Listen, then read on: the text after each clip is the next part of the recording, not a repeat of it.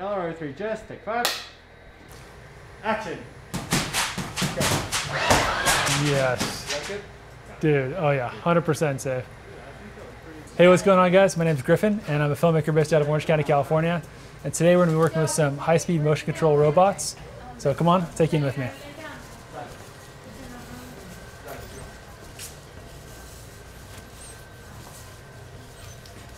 All right, guys, so this is our studio for the day. It was just a blank studio, but we had a art, come on over this way, sorry. They're still working, so we had art department come in and build these 3 walls so we could film. And then this is what do you call this? Do you call this a bolt arm? What's it? Scorpio. Scorpion? So this is the Scorpion. Okay, so it's basically like it's a high-speed motion control arm. So it can do these really controlled movements. I'll insert some B-roll right here. But it's pretty sweet, and it allows for some shots that are just simply not possible with like Steadicam or a jib or handheld. So it's cool. We're trying to create something really unique and different. All right, so we're gonna keep going with this shoot.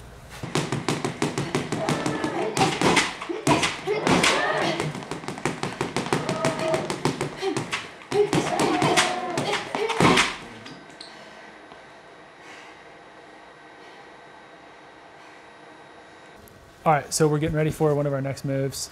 This one's pretty cool. One of the really cool things with using this bolt arm is, I don't know if I'm calling it the right thing. I think it's called a bolt arm. But one of the cool things about using this is it can have really precise movements that you can repeat multiple times. So what we're trying now is our talent's gonna do about 5 or 6 outfit changes and do the exact same point, walking from A to B to C, and then starting on the bag. And because it's such a precise movement, it's literally keyframed into the computer, what we can do is we can repeat that movement with 5 different outfits, and it's gonna cut really well together. So if I get the footage back, then I'll insert it right here. But it kind of gives a really cool effect, and it's something different than what you could get on a Steadicam or a Dana dolly or a jib. So that's kind of what we're trying to do, is just create something that's really unique and different.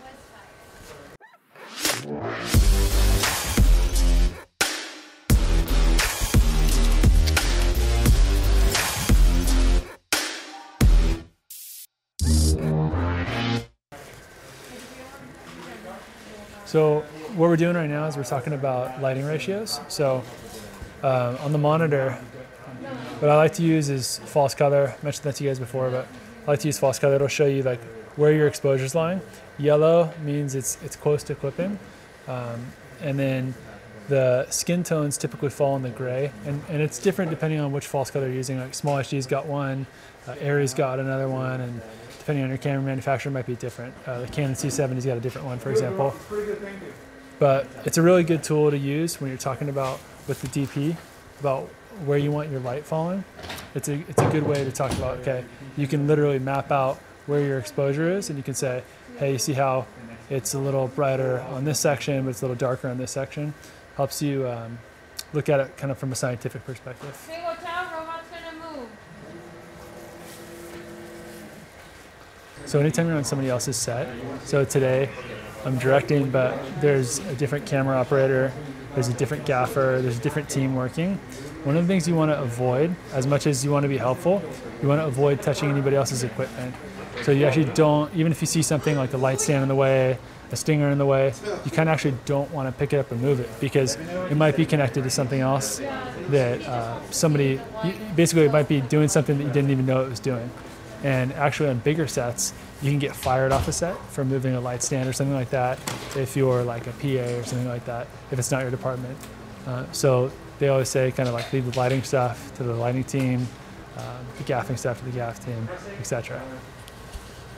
All right, so we're hard at work. We're fighting the clock right now. We're making some adjustments to our set. One of the things that's been a little bit of a learning for me is using the bolt arm. It creates some different challenges. It's not like, hey, just pick that camera up, move it over. It's like, this is a whole machine that requires like a team to move it. So each time we want to make an adjustment, we're just finding that there's a lot of challenges that are associated with that. But we're doing our best, and I think the shots that we got so far are coming out pretty great. All right, so we are on the second half of the day, second coffee of the day. Here with Dave again. I didn't get a second coffee. Dave didn't get a second coffee. It's in the lobby. We're switching from the Alexa Mini LF, that was the camera we wanted for the first half of the day with the Zeiss Supreme Primes. We're switching over to the Phantom, which is a super slow-mo camera. So it can shoot up to 1,000 frames a second, which is pretty cool with boxing. Dave, you want to talk a little bit about some of the pre-visualization stuff we did in the studio? Yeah, so Griffin and I last night, we got together and we're like, this is going to work so much better if we just grab our iPhone, just kind of like show instead of explain the shots, basically. So we grabbed our iPhone, Griffin was on the bag for some of it, I was on the bag for some of it, he was behind the camera for some of it, I was behind the camera for some of it. But basically we did the moves that we wanted to see, just as a way to kind of like explain our idea to the DP, to the Phantom tech, without having to explain it in like words. Basically we'll explain it in images instead of in words, which is so much easier when you're talking to creative people. Exactly. So yeah, so there goes the lights, but we're about to get into it. All right, guys. So what I'm doing right now is I'm doing what's called DIT, or I think digital imaging technician is the proper terminology for that. But a lot of times what you do on set when you have multiple cameras is, if you can see this, it says A001. It's from A camera and it's card 1. And then they put this over, this red tape indicates that this card's hot, so to speak, that this card's not ready to be formatted and it still needs to be backed up. And whenever you back up, what I like to do, I'm gonna set my computer down for a second, is I always back up to 2 hard drives. So you can see it's a little bit faded, but it says SSD 1A, SSD 1B. So I always back up to 2 drives from the original source. So I actually use a program called Hedge. Maybe I'll drop an overlay on the screen right now of what it does, but it takes it from the original source and it sends it to drive A, and from the original source sends it to drive B. The reason you copy from the original source instead of to this drive and then copy from this drive to this drive is if there's an error or corruption from the original source, you want to, onto drive 1, you want to make sure that that same error isn't just duplicated to drive 2. You want to copy from the original source to both drives. So that's why I use a program like Hedge. So another cool thing about using Hedge is it does what's called a checksum verification. Now what that means is it basically looks at an image of every single thing that's on the original drive from the camera, and it says, okay, there's 25 files here, and it's this many gigs, and each clip should be this length.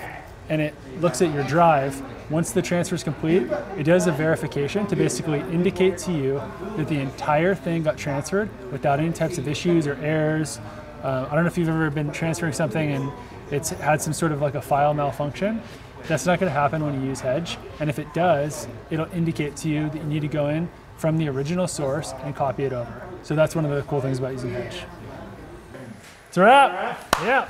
Woo! Yeah. Good work. Good work, Carlos. Awesome, man. Good work, Dave. Awesome. Good work, Gabby. Good work. Good job. Hey, good job, guys. Appreciate you guys. Hey, thanks for tuning in today to Griffin Conway's YouTube channel. And what else do they need to do, Dave? They need to subscribe and like. That's it. If you like this video, make sure to hit that like button. Subscribe for more content like this. See you in the next one.